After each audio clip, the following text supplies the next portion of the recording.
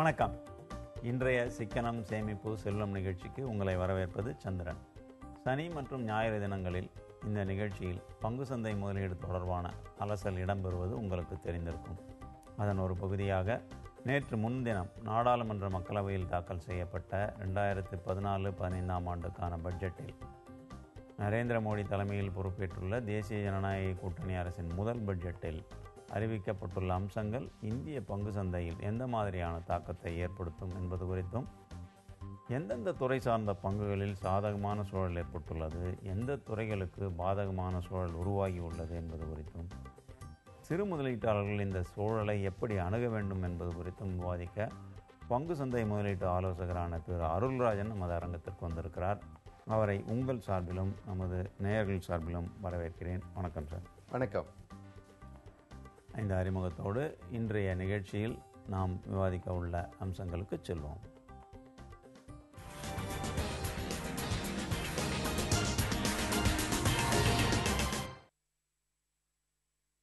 Sir, இந்த பட்ஜெட்டை பொறுத்தவரையில் இந்த 2 நாட்களில் நேற்றும் இன்றும் செய்தித்தாள்களில், ஊடகங்களில் பல விஷயங்களை பல இதில் இந்த பட்ஜெட்டை அக்கு வேறு ஆணி வேறு அலசிக்கிட்டு இருக்காங்க. பல விதமான கருத்துக்கள் வந்துக்கிட்டு இருக்கு. கிட்டத்தட்ட பொறுப்பேற்று ஒரு 45 நாட்கள் மிக குறைந்த இடைவெளியில் மிகச் சவாலான பொருளாதார சூழலில் தாக்கல் செய்யப்பட்டிருக்கிற பட்ஜெட் இது. அதனாலே இதுக்கு நீங்கள் ஒரு கன்செஷனும் கொடுக்கணும் அப்படின்னும் கருத்துக்கள் வெளியாகிட்டு இருக்கிறது. இதெல்லாம் நம்ம சொன்ன மாதிரி மற்றவர்களோட கருத்து. தனிப்பட்ட முறையில் உங்களோட கருத்து என்ன? பட்ஜெட்டை நீங்கள் எப்படி பார்க்குறீங்க? இது பங்கு சந்தைக்கு சாதகமாக இருக்கா இல்லை பாதகமாக இருக்கா? இது பற்றி உங்கள் கருத்துக்கள். பொதுவாக நம்ம பட்ஜெட் அப்படின்னு எடுத்தோம்னாக்கா, நீங்கள் ஏற்கனவே சொன்ன மாதிரி ஒவ்வொரு கோணத்தில் இதை பார்க்க ஆரம்பிப்போம். கோணங்கள் அப்படின்னு சொல்லும்போது முக்கியமான சில கோணங்களை தான் விவாதத்துக்கு எடுத்துப்போம். அப்படி பார்க்கும்போது பொதுமக்கள் பார்வையில் இல்லை பொதுஜன பார்வையில் அவர்களுக்கு எப்படி இருக்குதுன்றதும், இன்னொன்று பார்க்கும்போது பொருளாதார ரீதியாக எந்த மாதிரியான ஒரு தாக்கத்தை கொடுக்குன்றதும், மூணாவது நம்ம பேசுகிற சந்தை சார்ந்த விஷயங்களுக்கு எப்படின்னு சொல்லிட்டு இந்த 3 கோணங்களை எடுத்துக்கொண்டு பார்க்கும்பொழுது, பொதுவாக பொருளாதார ரீதியாக அப்படின்றத நம்ம பொதுவாக விவாதத்துக்கு எடுத்துக்கொள்ளப்பட வேண்டும். நீண்டகால அடிப்படையில் இது எவ்வாறு பலனளிக்கும்ன்றதையும் பார்க்கணும். இந்தியாவை பொறுத்த வரைக்கும் அது தன்னுடைய சொந்த பலத்தில் தான் பொருளாதார ரீதியாக மேல் எழுந்து நின்று கொண்டிருக்கிறது. ஆனால் சமீபத்திய இறக்கம் பொருளாதார வளர்ச்சி என்பது கிட்டத்தட்ட பார்த்தீங்க அப்படின்னா இப்போ 5% குறைந்து இந்த சூழ்நிலை தான். இது இருக்கிறதுலே ஒரு ஒர்ஸ்ட் சினாரியோ. இதை விட இந்தியா இன்னும் மோசமாக பெர்ஃபார்ம் பண்ணாது அப்படின்ற மாதிரி, நல்லா படிக்கிற ஸ்டூடெண்ட் இதுக்கு கீழே மார்க் வாங்க மாட்டான் அப்படின்ற நிலைமை தான் பார்க்கப்பட்டது. ஆகவே இங்கிருந்து ஒரு மேலே போகிறதுக்கு என்ன ஹெல்ப் பண்ணுவாங்க, என்ன டியூஷன் கொடுப்பாங்க, கோச்சிங் பண்ணுவாங்க அப்படின்ற மாதிரி தான் எதிர்பார்க்கப்பட்டது. அந்த வகையில் இப்போதைக்கு அப்படின்னு பார்க்கும்போது பொருளாதாரத்தை மீட்பதற்கான நடவடிக்கைகளில் முதல் கட்டமாக பொருளாதார வளர்ச்சி இப்போது 5% மேலாக கொண்டு வருவதற்காக குறிப்பிட்ட சில செக்டார்களை தேர்வு செய்து அவற்றுக்கு ஒரு வளர்ச்சியை கொடுப்பதற்காக திட்டங்கள் தீட்டப்பட்டிருக்கிறது. அது பொருளாதார ரீதியாக பார்க்கப்படக்கூடிய விஷயம்.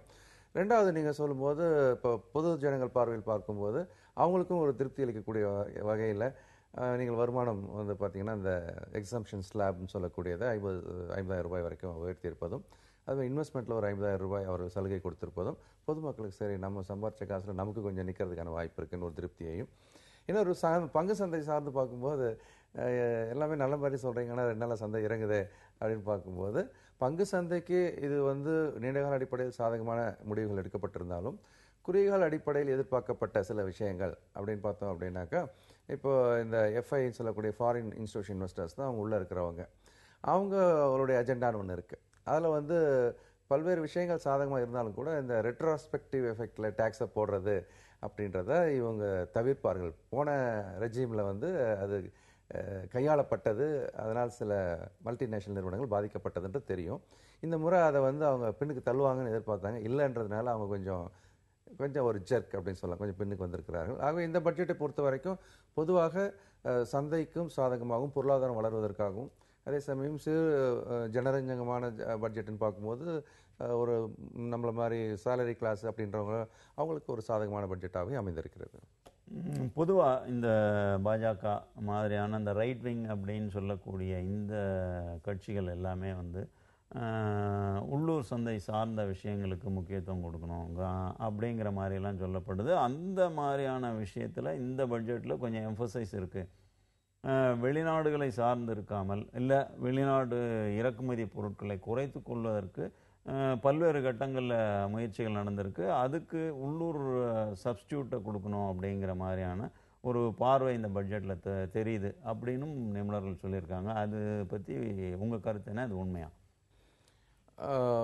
இது கருத்து அடிப்படையில் பார்க்கும்போது இது எம்ஃபசைஸ் பண்ண வேண்டிய கருத்தும் நமக்கு தேவைப்படக்கூடிய ஒரு விஷயம்தான். அதில் இவர்கள் என்ன பண்ணியிருக்கிறாங்க அப்படின்னு பார்க்கும்போது, இப்போது இதை வந்து இன்னொரு பசுமை புரட்சியாக கொண்டு செல்ல வேண்டும் அப்படின்ற அடிப்படையில் கண்டிப்பாக விவசாயத்தை முன்னிறுத்தி விவசாய பொருட்களும் அந்த விவசாய பொருட்கள் சேதமடையாமல், ஏன்னா எப்பயுமே நமக்கு உற்பத்தி செய்யப்படுகிற அளவில் பெரும்பாலும் கணிசமான அளவு வந்து சேதமடைந்து விடுகிறது அப்படின்றது ஒரு கருத்து இருக்குது. எல்லா அரசும் சொல்லிட்டு தான் இருக்கிறாங்க. ஆனால் கையில் எடுத்து செய்ய வேண்டியவர்களும் அதை சொல்லிட்டு இருந்தால் என்ன பண்ணுறது? அப்போ அதை போக்கும் வகையில் அதற்கு உண்டான இன்ஃப்ராஸ்ட்ரக்சர் டெவலப்மெண்ட்டுக்கு இதில் ஒரு புள்ளியார் சொல்லி போட்டு வேலை பார்க்க ஆரம்பிக்கிறதுக்காக ஒதுக்கீடு நிகழ்ந்து கொண்டிருக்கிறது.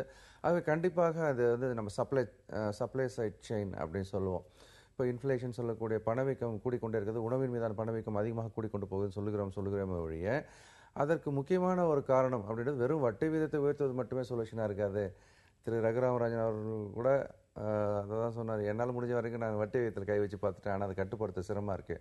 அப்படின்னா மத்திய அரசும் இல்லை ஆளுகின்றவர்கள் தான் வந்து எந்தெந்த பொருட்கள் பற்றாக்குறையில் இருக்கிறதோ அந்த பொருட்களை வந்து ஒன்று உள்நாட்டில் உற்பத்தி செய்வதன் மூலமாகவும் இல்லை பல்வேறு மற்ற முறைகளில் அந்த பொருட்களை வந்து இங்கே ஒரு அவைலபிலிட்டிஸ் பண்ணுவதன் மூலமாகவும் அதை வந்து செய்ய முடியும். அதில் முதல் கட்டமாக உள்நாட்டில் உற்பத்தி ஆகக்கூடியதை ஒரு சேமிக்கும் அடிப்படையிலும் அதற்கு உண்டான உள்கட்டமைப்பை வந்து பெருக்குவதற்காக இப்போது ஒதுக்கீடும் ஒரு ஆரம்ப கட்டமாக இருக்கிறது. இது நீங்கள் கேட்ட கேள்விக்கு ஆமாம், இது வந்து அதுக்கு நடந்திருக்கிறது. அது ஒரு பாசிட்டிவான ஒரு சைனாவே எடுத்துக்கலாம்.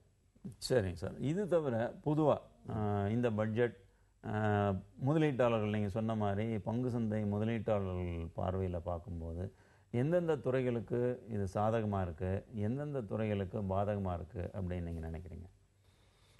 இந்த முறை பார்த்தீங்க அப்படின்னா ஏறக்குறைய யாருக்கும் பாதகம் இல்லாமல் இருக்கிற மாதிரி ஒரு பட்ஜெட்டாக போடுவோமே அப்படின்ற மாதிரி தான் அது மொத்தமாக போட்டிருக்கப்பட்டிருக்கு. இதில் வந்து எந்த துறைகள் பாதிக்கப்பட்டிருக்குன்னு நீங்கள் ஒரு லிஸ்ட் எடுத்து போட்டிங்கன்னா அது வந்து சொல்லிக்கொள்ளும்படியாக இல்லை என்பதும், இல்லை பாதிக்கப்பட்டு சொல்லணும் அப்படின்னு, ஆமாங்க டொபாக்கோ சார்ந்த எல்லா துறையும் பாதிக்கப்பட்டிருக்கு அப்படின்னு சொல்கிற மாதிரி அதில் ஒரு ஹையர் டாக்ஸேஷன் இருக்குது. மற்றபடி சாதகமான இடம்னு பார்த்தீங்கன்னா அதில் கிரேட் பண்ணுறதுக்கான வாய்ப்பு நிறைய இருக்குது.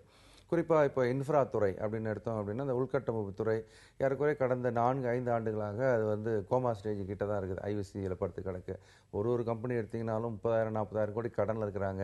அதை வட்டி கட்டி மாளாமே அந்த துறை ரொம்ப நசிந்து கொண்டிருக்கிறது. அப்போ அந்த உள்கட்டமைப்பு துறைக்கு ஒரு உயிரோட்டம் கொடுக்கறதுக்கான ஒரு முயற்சியில் இவர்கள் ஈடுபட்டிருப்பதும், இந்த அஜெண்டாவில் பார்த்தீங்க அப்படின்னா எந்த துறைக்கு மிக அதிகமான பலன் கிடைக்கும், இல்லை இப்போது இந்த பட்ஜெட்டின் அடிப்படையில் உயர வாய்ப்புன்னு கேட்டிங்கன்னா இன்ஃப்ரா தான் நிற்கிது மேலே. அப்போது இந்த உள்கட்டமைப்பு துறை சார்ந்த பங்குகள் ஏற்கனவே சந்தை இறங்கி கொண்டதெல்லாம் அவைகள் ஏற ஆரம்பித்திருக்கிறது. இதுக்கு ஒரு அடையாளமாக பார்க்கலாம். உள்கட்டமைப்பு துறைக்கு அப்படின்னு பார்க்கும்பொழுது ஏறக்குறைய அதுக்கு பல்வேறு சலுகைகள் கொடுத்துருக்குறாங்க. அது வீடில் ஆரம்பித்து இப்போ நம்மளே வீடு வாங்குகிறோம் அப்படின்னும் போது அதுக்கு அந்த இன்ட்ரெஸ்ட்டில் கொடுத்துருக்குற சலுகையில் ஆரம்பித்து அதில் அந்நிய முதலீடு என்பதை கொஞ்சம் அனுமதிப்பு ஆகட்டும்.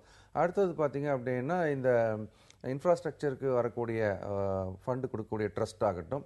இந்த மாதிரி முனைகளில் இன்ஃப்ரா துறைக்கு வந்து ஒரு பாலிசி வைஸ் ஒரு சப்போர்ட் கொடுத்துருக்குறாங்க. ஆக இப்போதைக்கு இன்ஃப்ரா அப்படின்றது மேலே நிற்கிற ஒரு துறையாக, வலிமையான துறையாக பார்க்கலாம்.